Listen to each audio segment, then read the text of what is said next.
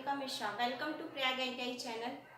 हम लोग basic electrical engineering का एसी सर्किट पढ़ रहे थे और एसी सर्किट एक बहुत ही इम्पोर्टेंट चैप्टर है क्योंकि यहीं से आपको वेव फॉर्म निकालना, एवरेज वैल्यू निकालना, आरएमएस वैल्यू निकालना, peak factor, form factor, peak value क्या होती है, ये सारी चीज़ें हम यहीं से पढ़ते हैं। ठीक है, तो इसमें मैंने आपको काफ़ी कुछ बता दिया था और आज हमारा टॉपिक था रिजोनेंस। तो सीरीज रिजोनेंस और पैरेलल रिजोनेंस, दो तरह के हमें रिजोनेंस पढ़ने हैं और दोनों में फॉर्मूले जो होंगे वो अलग अलग होंगे। तो आज हम आपको सारे फॉर्मूले एक जगह नोट करवा देते हैं। ये आपके एग्जाम के पॉइंट ऑफ व्यू से बहुत ही इंपॉर्टेंट रहेगा क्योंकि देखिए आईटीआई लेवल पे आप लोग, तो आईटीआई लेवल पे बहुत ज़्यादा न्यूमेरिकल नहीं पूछता है।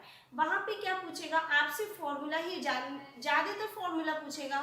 और अगर बहुत ज़्यादा टफ पेपर बनेगा तो बिल्कुल फॉर्मूला पे बेसिक सा न्यूमेरिकल पूछेगा जिसमें आपको डायरेक्ट वैल्यू, अगर आपको फॉर्मूला याद है तो आप डायरेक्ट वैल्यू रख करके जोड़ घटा के आंसर निकाल सकते हैं।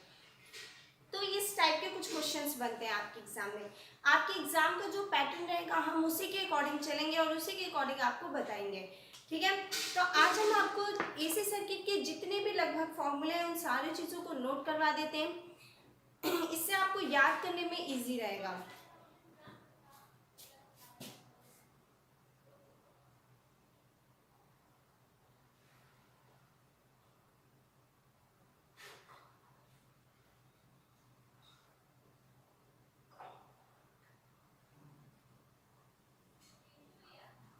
सही है, देखिए हम लोग कुछ पुरानी चीज़ों को भी रिवीजन करते हैं। अगर हम देखेंगे तो हमने क्या क्या पढ़ा था। हमने फर्स्ट पढ़ा था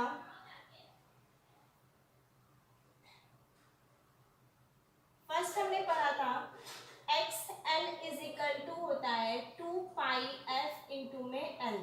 सही है, तो 2 pi F into L, F का मतलब क्या है फ्रीक्वेंसी और एल का मतलब क्या है इंडक्टेंस, और ये क्या है हमारा इंडक्टिव रिएक्टेंस। अगर हम यहाँ पे लिखें तो इसको हम लोग क्या लिख सकते हैं, इंडक्टिव रिएक्टेंस। और एफ क्या है हमारा फ्रीक्वेंसी है, एल क्या है हमारा इंडक्टेंस है,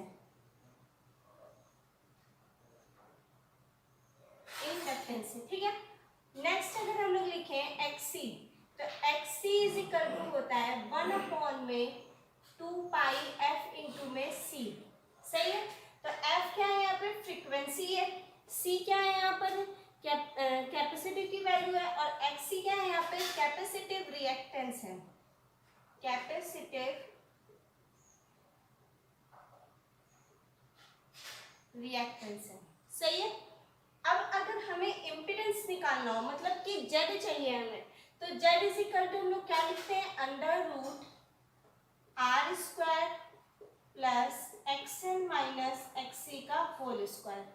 सही है, तो आपको पता ही है कि जेड क्या है यहाँ पर इम्पीडेंस है,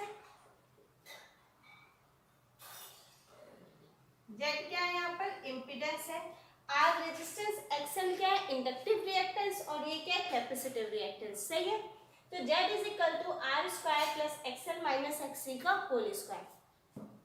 अब देखिए अगर आपसे यहाँ पे करंट की वैल्यू पूछेगा तो I is equal to V upon R लिखते हैं आप लोग। अगर डीसी सर्किट हम लोग पढ़ते हैं तो I is equal to V upon R according to Ohm's law.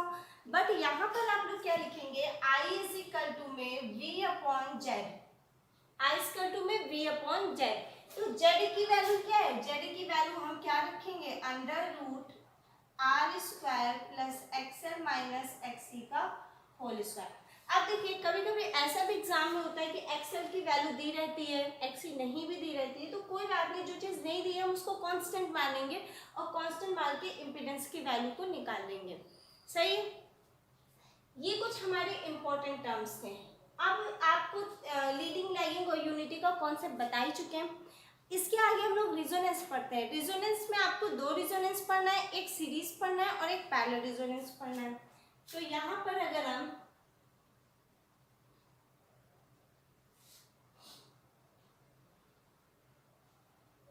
Series resonance और यहाँ पर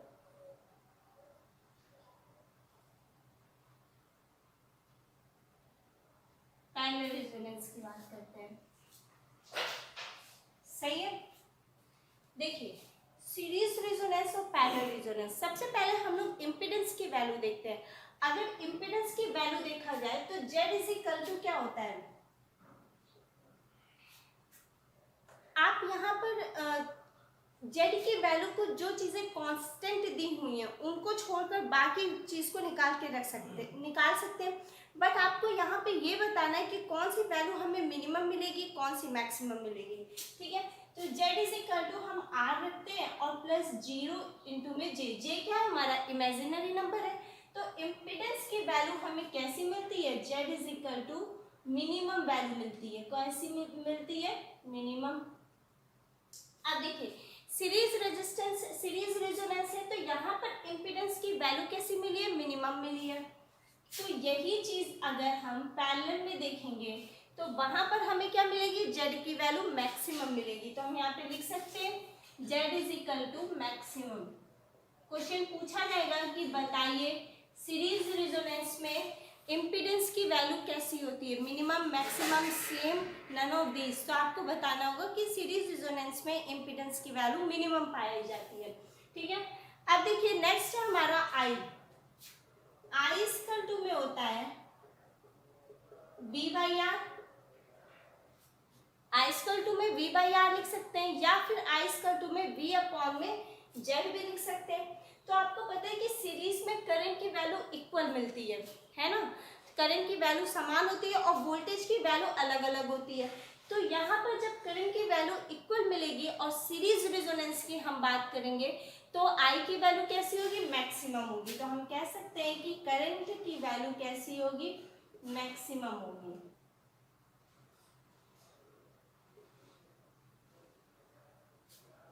अब अगर पैरेलल रेजोनेंस की बात करें तो आपको पता है कि कोई भी सर्किट अगर पैरेलल में जुड़ी हुई है तो वहां पे क्या होता है कि वोल्टेज इक्वल मिलती है।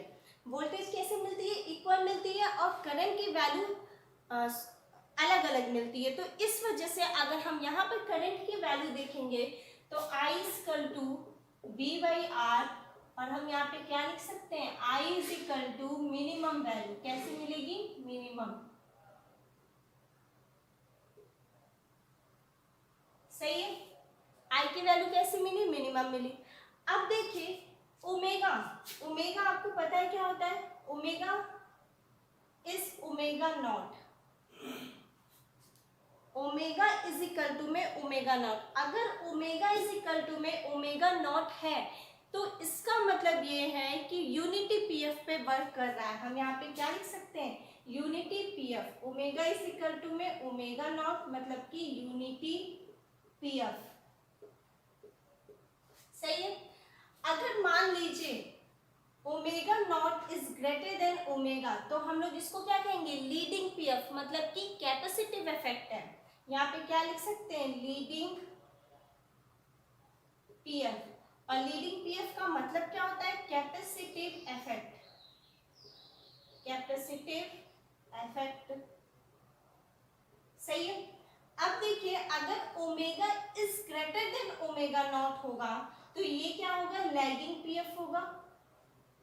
लैगिंग पीएफ मतलब हम लोग क्या लिख सकते हैं इसको, इंडक्टिव इफेक्ट, इंडक्टिव इफेक्ट। ये बातें क्लियर हो गई। ये तीन कंडीशन हो गई। अगर omega is equal to omega naught तो unity PF, omega naught is greater than omega leading PF मतलब कि capacitive effect, omega is greater than omega naught मतलब कि लैगिंग पीएफ, इंडक्टिव इफेक्ट। अब देखिए क्वेश्चन कैसा आएगा। क्वेश्चन में आपसे पूछेगा कि ओमेगा की वैल्यू 1 किलो हर्ट्ज है और ओमेगा नॉट की वैल्यू 4 किलो हर्ट्ज है। बताइए कौन सा पीएफ पे कार्य कर रहा है।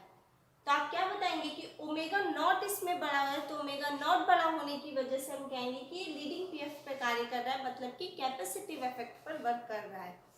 इसके जस्ट अपोजिट हम लोग पैरेलल में देखेंगे। अगर पैरेलल में omega is equal to omega naught है तो वो क्या होगा, ओमेगा इज इक्वल टू में ओमेगा नॉट है, मतलब हम कह सकते हैं कि ये यूनिटी पीएफ पे है, यूनिटी पीएफ। और अगर मान लीजिए omega naught is greater than omega तो इसको हम लोग क्या कहेंगे, ये इंडक्टिव इफेक्ट है, मतलब कि लैगिंग पीएफ पर कार्य कर रहा है। लैगिंग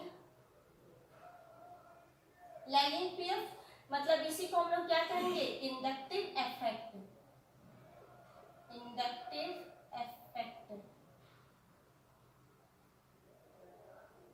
सही है। देखिए हम यहाँ पे ऐसे सर्कल कर दे रहे हैं।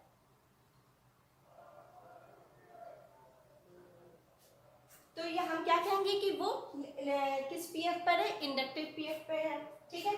अब देखिए अगर हम लोग यहाँ पर omega is greater than omega not की बात करें तो ये कौन सा पीएफ हो जाएगा, लीडिंग पीएफ हो जाएगा। सही है। तो इसको हम लोग क्या कहेंगे कि ये कैसा वर्क कर रहा है, कैपेसिटिव इफेक्ट पर वर्क कर रहा है। कैपेसिटिव इफेक्ट, ये बहुत ही इंपॉर्टेंट फॉर्मूले हम आपको लिखवा रहे हैं। ये सब अपने आप में 1 नंबर का क्वेश्चन है, पूछ लिया जाता है आपसे डायरेक्ट इसी तरह। सही है। तो यहाँ पे हमने इन 3 चीजों की बात कर ली, यूनिटी पीएफ, लीडिंग पीएफ और लैगिंग पीएफ। अब देखिए अगर हम लोग ओमेगा नॉट की वैल्यू देखेंगे तो omega naught is equal to, series में हम लोग क्या लिखते हैं, omega naught is equal to 1/√L into में सी। यूनिट क्या होगी, रेडियन पर सेकेंड। किसकी omega naught is equal to क्या होगा, 1/√L into C radian per second. सही है। किसकी वैल्यू है ये, ओमेगा नॉट की वैल्यू है। अगर हम लोग एफ नॉट की वैल्यू को देखेंगे तो एफ नॉट मतलब क्या, फ्रीक्वेंसी ही तो हुआ ना। तो यहाँ पे हम लोग क्या लिख सकते हैं, 1/2 root L C, √L into में सी हर्ट्ज। आगे बात समझे, मतलब कि omega naught is equal to 1/√L C radian per second और F naught is equal to 1/2 √L C hertz. ये किसकी वैल्यू हो गई, ये फ्रीक्वेंसी की वैल्यू हो गई। इसके बाद आपसे क्या पूछेगा, अगर आपसे क्वेश्चन पूछता है क्यू फैक्टर का मान, एक क्वेश्चन और बनता है, Q factor is equal to होता है ओमेगा एल अपॉन में आर या एक्सी अपॉन में आर या एक्सएल अपॉन में आर। ये सब की वैल्यू क्या हो गई, हमारी क्यू फैक्टर की वैल्यू हो गई, या 1/r√L अपॉन में सी। ये कैसी वैल्यू है, ये सब क्यू नॉट की वैल्यू है। सही है। इसको हम लोग रफ कर रहे हैं।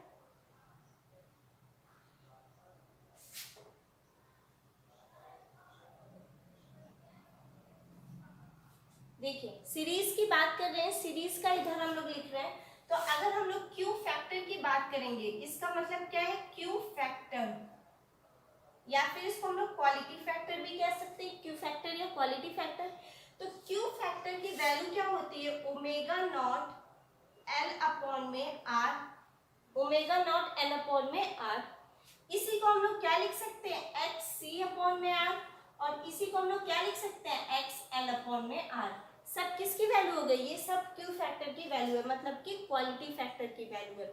या फिर हम लोग ओमेगा नॉट की वैल्यू और क्या देख सकते हैं, सॉरी क्यू की वैल्यू और क्या देख सकते हैं, 1 में आर √L अपॉन में सी।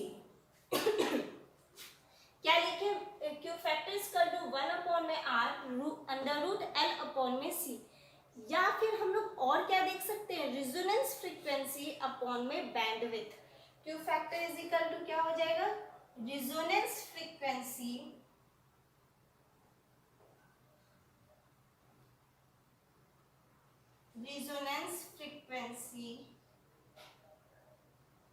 अपॉन में बैंडविड्थ। सही है।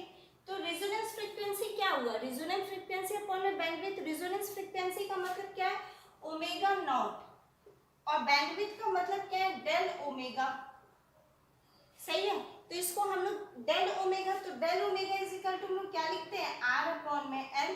तो हम लोग रेजोनेंस फ्रीक्वेंसी मतलब omega naught is equal to यहाँ से लिख सकते हैं, omega naught is equal to 1 में √L इंटू सी। ये मैंने आपको पहले यहाँ पर बता दिया था, omega naught is equal to 1 में √L सी। ये क्या हो गया, रेडियन पर सेकेंड हो गया। सही है।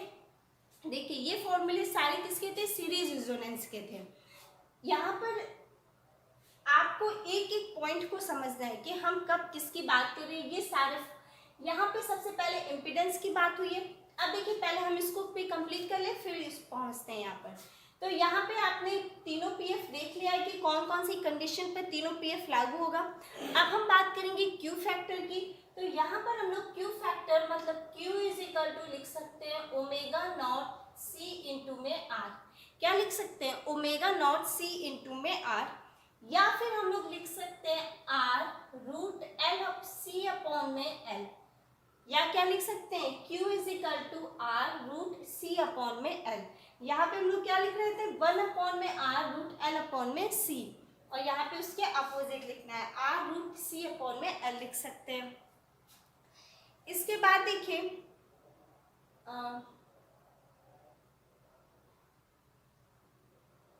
ओमेगा नॉट की वैल्यू रह गई है। यहाँ पे भी अगर हम ओमेगा नॉट देखेंगे तो omega naught is equal to हम लोग 1 अपॉन में root LC radian per second ही लिखते हैं। सही है, ये दो वैल्यू हमारी सेम रहेगी, रेडियन पर सेकेंड लिखते हैं। बस इतना ही फॉर्मूला था। ये देखिए शुरू से स्टार्टिंग से समझिए। अगर आपको इंडक्टेंस पता है, अगर आपको इंडक्टेंस पता है, फ्रीक्वेंसी पता है, और आपसे कहा गया कि इंडक्टिव रिएक्टेंस बताइए, तो आप क्या कहेंगे? एक्सएल इज इक्वल टू में 2 पाई एफ इंटू एल होता है। अगर हम लोग एक्सी यानी कि कैपेसिटिव रिएक्टेंस देखेंगे तो 1 अपॉन में 2 पाई एफ सी लिख सकते हैं। इसके बाद मैंने आपको बताया था कि Z is equal to under root R square plus XL minus XC का होल स्क्वायर होता है, जहां से हम लोग इम्पिडेंस निकालते हैं। फिर नेक्स्ट हमने आपको बताया था कि जैसे हम लोग I equal to V by R लिखते हैं according to Ohm's law for a DC circuit. DC circuit के लिए हम लोग क्या लिखते हैं? I इक्वल टू में V अपॉन आर। वैसे ही एसी सर्किट में I निकालना होगा तो हम लोग वहां पे लिखेंगे V अपॉन में Z, मतलब कि वोल्टेज अपॉन में इम्पिडेंस। और इम्पिडेंस की वैल्यू आपको पता है, जो काम वहां पर रेजिस्टेंस करता है वही काम यहाँ पर इम्पिडेंस का होता है। रेजिस्टेंस का काम क्या होता है? विरोध पैदा करना। वैसे ही यहाँ पर भी इम्पिडेंस का सेम काम होता है। आधी बात समझ में? तो यहाँ इम्पिडेंस का फॉर्मूला क्या हो जाएगा? Z is equal to under root R square plus XL minus XC का होल स्क्वायर। जो चीजें कांस्टेंट दी रहेगी हम उसको कांस्टेंट मान लेंगे और बाकी वैल्यू हम लोग निकाल लेते हैं। अब देखिए आपको दो तरह की फ्रिक्वेंसी पढ़नी थी, एक सीरीज रेजोनेंस और पैरेलल रेजोनेंस। दोनों में आपसे क्वेश्चन ये पूछा जाता है कि बताइए सीरीज रेजोनेंस के लिए इम्पिडेंस की वैल्यू बताइए।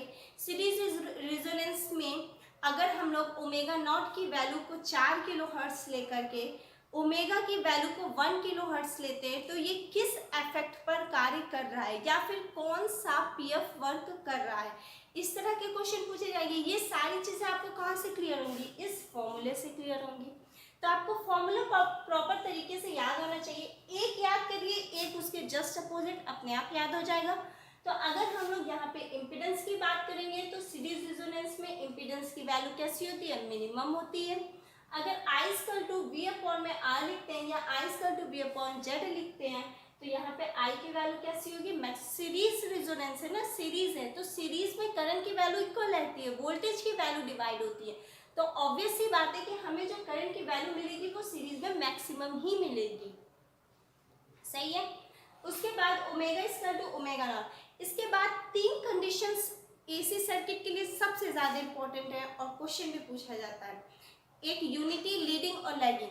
तो ये तो रेजोनेंस की कंडीशन है, लेकिन नॉर्मली भी आपको पता होना चाहिए कि कब हमारा यूनिटी होगा, कब लीडिंग होगा, कब लैगिंग होगा। वोल्टेज और करंट के टर्म में भी आपको पता होना चाहिए, वो हम आपको पिछले क्लासेस में बता चुके हैं।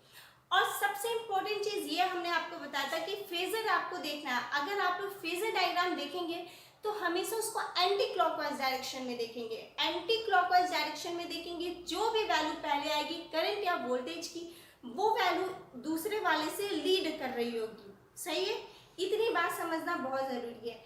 ऐसा नहीं है कि वोल्टेज हो या करंट हो, लीडिंग या लैगिंग का कॉन्सेप्ट अलग होता है। क्वेश्चन आपसे घुमा कर पूछता है कि बताइए वोल्टेज लीड कर रही है या करंट लीड कर रही है, तो उसका सिर्फ एक ही तरीका है देखने का कि फेजर को एंटी क्लॉकवाइज डायरेक्शन में देख करके जो पहले आएगा उसको हम लोग मान लेंगे कि वो लीड कर रही है। और अगर कोई भी वेवफॉर्म दी हुई है, आपको वेवफॉर्म लिखना है, मतलब I equal to I naught sine omega T लिखा हुआ है, बस कंपेयर करना है। तो कंपेयर करते वक्त ये ध्यान रखिएगा कि दोनों वेवफॉर्म यानी करंट और वोल्टेज दोनों का वेवफॉर्म का ट्रिग्नोमेट्रिक फंक्शन जो होता है वो सेम होना चाहिए। अगर सेम नहीं है तो आप उसे 90 प्लस थीटा 180 प्लस जैसे भी करके आप उसको सेम करिए। जब सेम हो जाएगा तभी हम उसकी वैल्यू को निकालते हैं।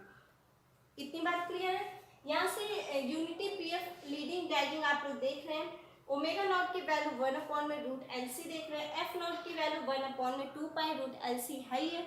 इसके बाद क्यू फैक्टर की वैल्यू बहुत ही इंपॉर्टेंट है। ये क्वेश्चन हमेशा एग्जाम में पूछा जाता है कि Q factor is equal to कई सारे फॉर्मूले आपके सामने लिखे हुए हैं। पहला ओमेगा नॉट एल अपॉन में आर, एक्सी अपॉन में आर या एक्सएल अपॉन में आर। इसके बाद Q is equal to 1 upon R root L upon C भी होता है। और क्वालिटी फैक्टर की बात करें तो रेजोनेंस फ्रीक्वेंसी अपॉन में बैंडविड्थ भी होता है। ये फॉर्मूला बहुत इंपॉर्टेंट है, ये हमेशा एग्जाम में आता है। आप प्रीवियस ईयर के क्वेश्चन देखिएगा, ये अक्सर आपसे पूछा जाएगा। और फिर ओमेगा अपॉन में 1 अपॉन में रूट एलसी आप लोग जानते हैं। इसी के जस्ट अपोजिट पैरेलल रेजोनेंस होता है, वो आप लोग लर्न कर लीजिएगा। इसके आगे हम लोग नेक्स्ट वीडियो में देखेंगे।